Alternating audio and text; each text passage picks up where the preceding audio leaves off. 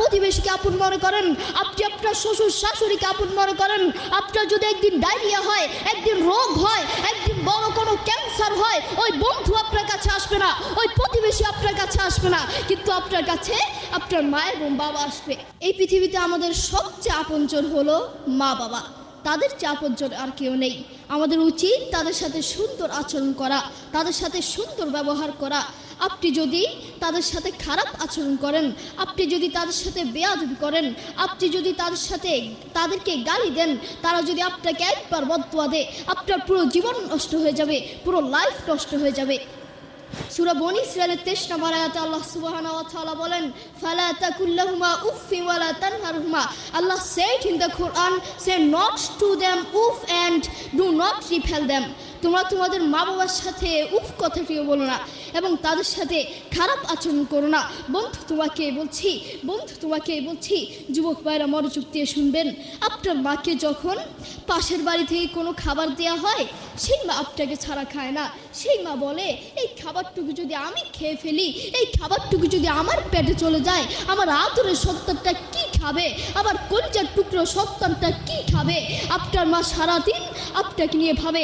দুঃখের সাথে বলতে হয়, সেই মাকেই আপনি আপন মনে করেন না, সেই বাবাকেই আপনি আপন মনে করেন না, আপনি আপনার বন্ধুকে আপন মনে করেন, আপনি আপনার প্রতিবেশীকে আপন মনে করেন, আপনি আপনার শ্বশুর শাশুড়িকে আপন মনে করেন। আপনার যদি একদিন ডায়রিয়া হয়, একদিন রোগ হয়, একদিন বড় কোনো ক্যান্সার হয়, ওই বন্ধু আপনার কাছে আসবে না, ওই প্রতিবেশী আপনার কাছে আসবে না, কিন্তু আপনার কাছে আপনার মা এবং বাবা আসবে।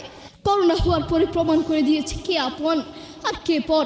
করোনা হওয়ার পরে বন্ধু বন্ধুর কাছে যায় নাই, করোনা হওয়ার পরে স্বামী স্ত্রীর কাছে যায় নাই, করোনা হওয়ার পরে একজন প্রতিবেশী আরেকজন প্রতিবেশীর কাছে যায় নাই, কিন্তু এখন ইতিহাস আছে করোনা হওয়ার পরে বাবা তার ছেলেকে কাঁধে নিয়ে হাসপাতালে গিয়েছে, করোনা হওয়ার পরে ক্যান্সার হওয়ার পরে মা তার ছেলেকে কোলে করে হাসপাতালে নিয়েছে, ঠিক কিনা?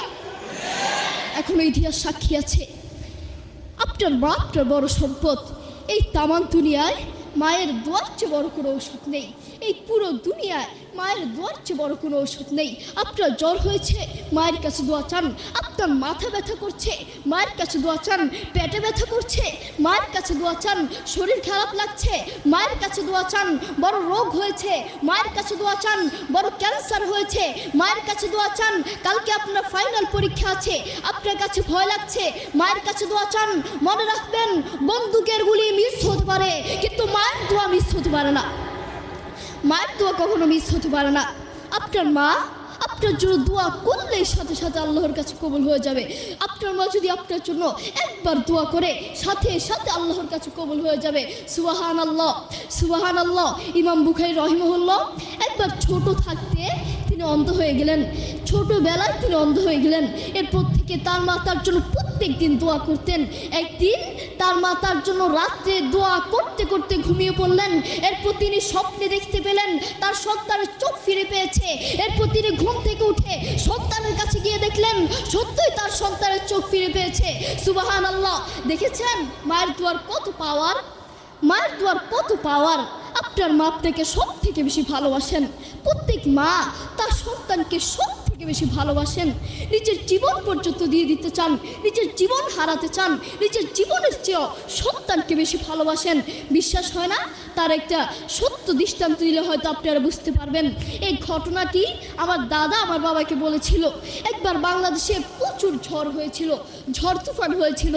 ঝড় তুফানের কারণে মানুষের ঘরের টিন পর্যন্ত পানি উঠে গেল। তখন আমার দাদা নিজের জীবন বাঁচানোর জন্য একটি গাছের উপর উঠলেন। তখন আমার দাদা দেখতে পেলেন একজন মহিলা তার ছোট্ট একটা সন্তান নিয়ে একটি ঘরের টিনের উপর উঠলেন। তিনি তো আর গাছ উঠতে পারেন না, তাই একটি ঘরের টিনের উপর উঠলেন।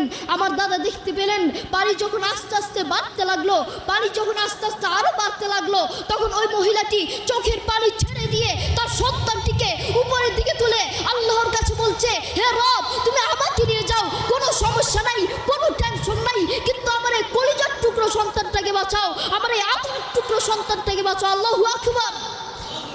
দেখেছেন আপনার প্রতি আপনার মায়ের কত ভালোবাসা, কত মায়া, কত টান।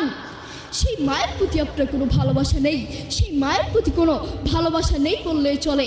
আপনার বাবার প্রতি আপনার কোনো ভালোবাসা নেই। আপনার মায়া টান ভালোবাসা বড় বড় খেলোয়াড়দের উপর, বড় বড় নায়ক নায়িকাদের উপর আপনার টান ভালোবাসা মহব্বত বড় বড় ক্রিকেটারদের উপর, কিন্তু আপনার মায়ের প্রতি আপনার কোনো ভালোবাসা নেই।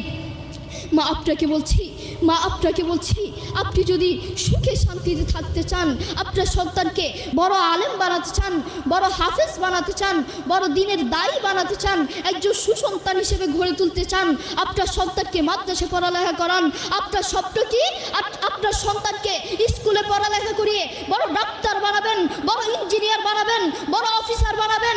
আপনি সারা বাংলাদেশের বৃদ্ধাশ্রম গিয়ে খোঁজ নিয়ে দেখেন, সারা বাংলাদেশের বৃদ্ধাশ্রমে বড় বড় ডাক্তারদের মা বাপকে পাওয়া যায়, বড় বড় অফিসারদের মা বাপকে পাওয়া যায়, বড় বড় ইঞ্জিনিয়ারদের মা বাপকে পাওয়া যায়। সারা বাংলাদেশের বৃদ্ধাশ্রম খুঁজে আপনি একজন আলিমের মা বাপকে পাবেন না, একজন হাফিজের মা বাপকে পাবেন না, ঠিক কিনা?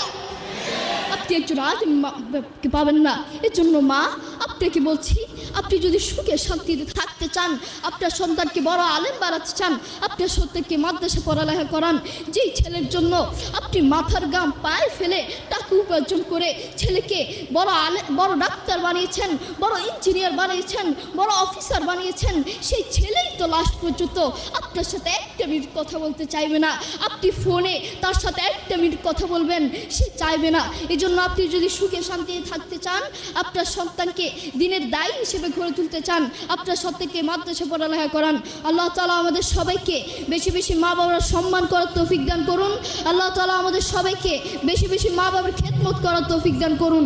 ওয়া আখিরু দাওয়ানা আলহামদুলিল্লাহি রাব্বিল আলামিন। ওয়া আসসালামু আলাইকুম ওয়া রাহমাতুল্লাহি ওয়া বারাকাতুহু।